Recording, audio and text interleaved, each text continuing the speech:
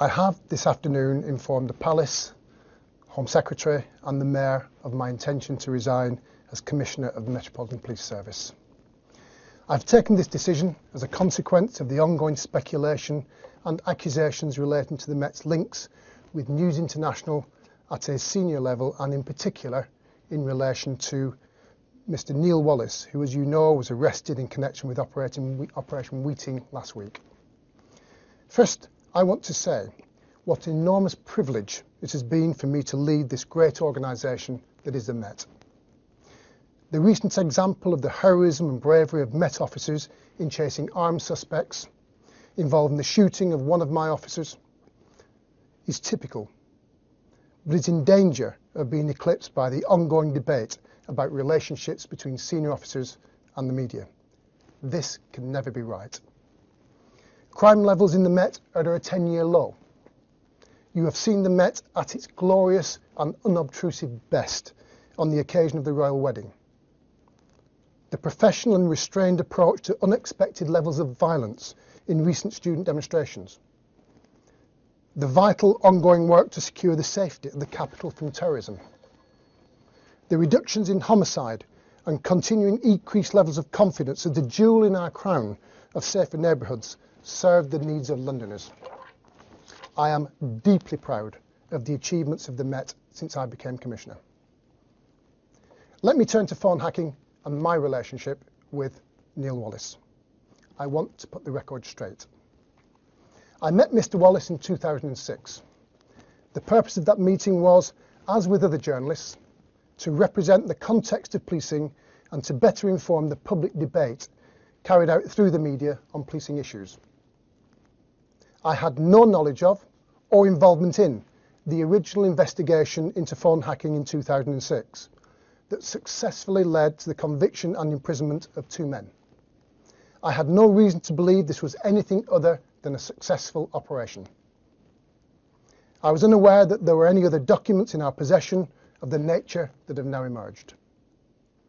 I have acknowledged the statement by John Yates that if he had known then what he knows now, he would have done things differently.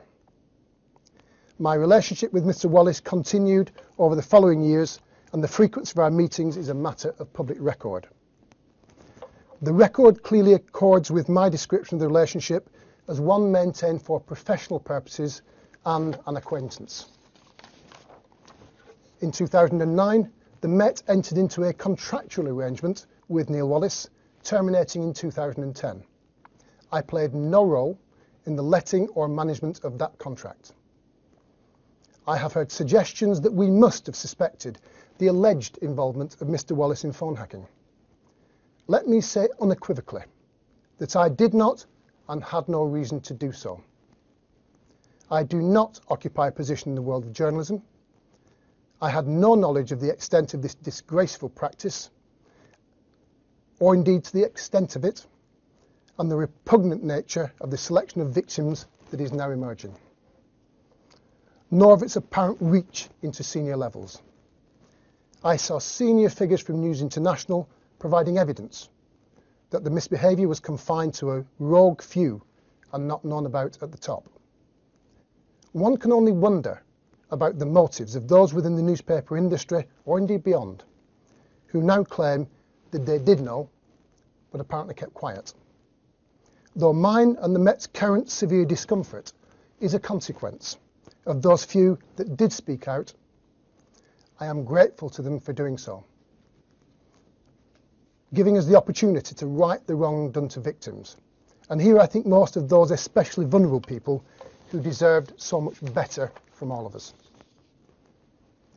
Now let me turn to the suspicion that the contractual relationships with Mr. Wallace was somehow kept secret. The contracting of Mr. Wallace only became of relevance when his name became linked with the new investigation into phone hacking. I recognise that the interests of transparency might have made early disclosure of this information desirable.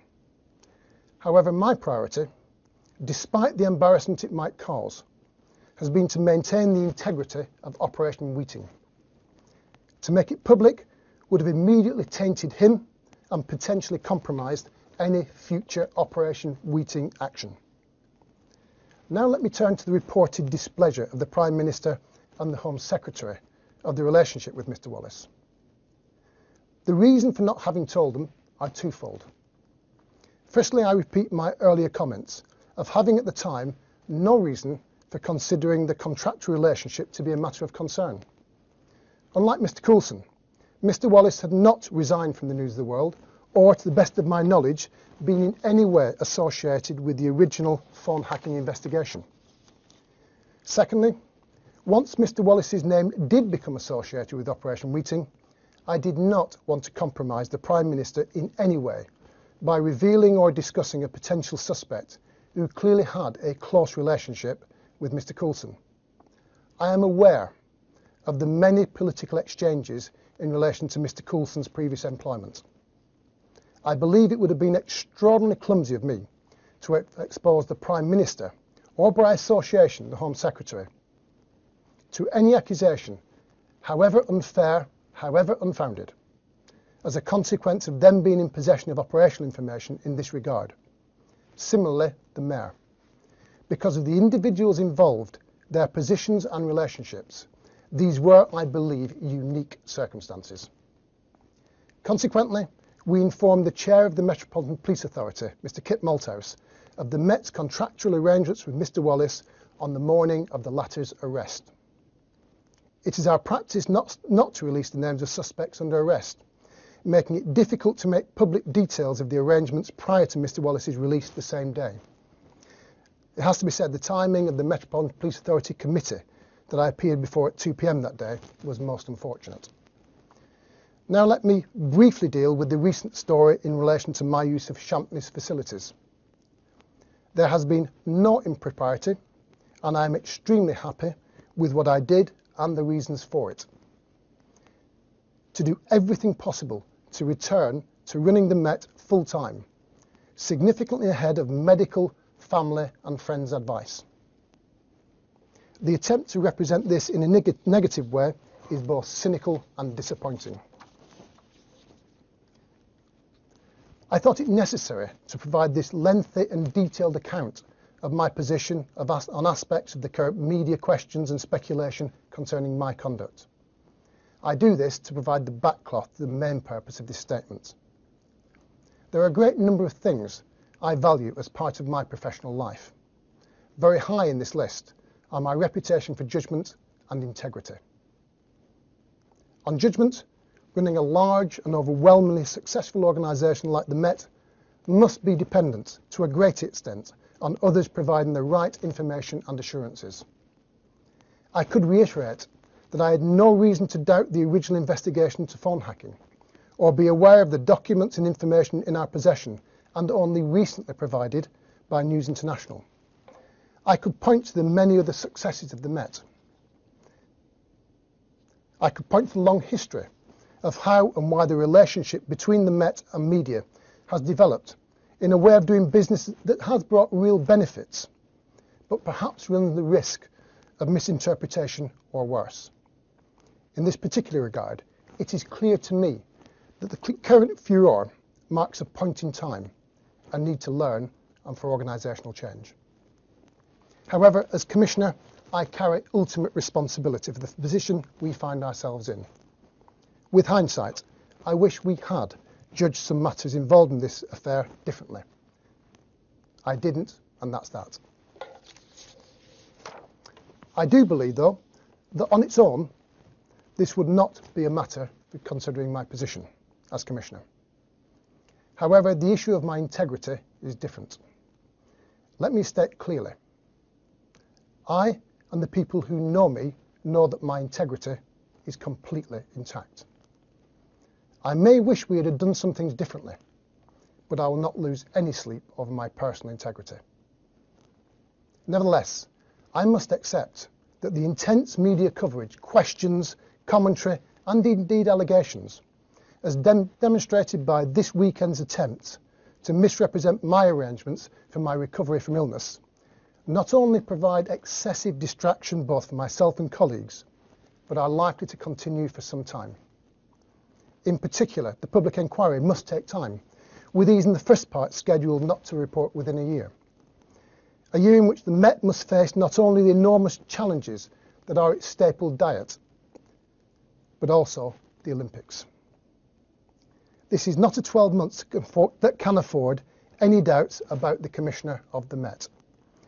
I have seen at first hand the distractions for this organisation when the story becomes about the leaders as opposed to what we do as a service. I was always clear I would never allow that to happen. We, the Met, cannot afford this, not this year. If I stayed, I know that the inquiry outcomes would reaffirm my personal integrity. But time is short before we face the enormous challenges of policing the Olympics. This is not a time for ongoing speculation about the security of position of the Commissioner. Even a small chance that there could be a change of leadership must at all costs be avoided. Therefore, although I have received the continued personal support from both the Home Secretary and the Mayor, I have with great sadness informed both of my intention to resign.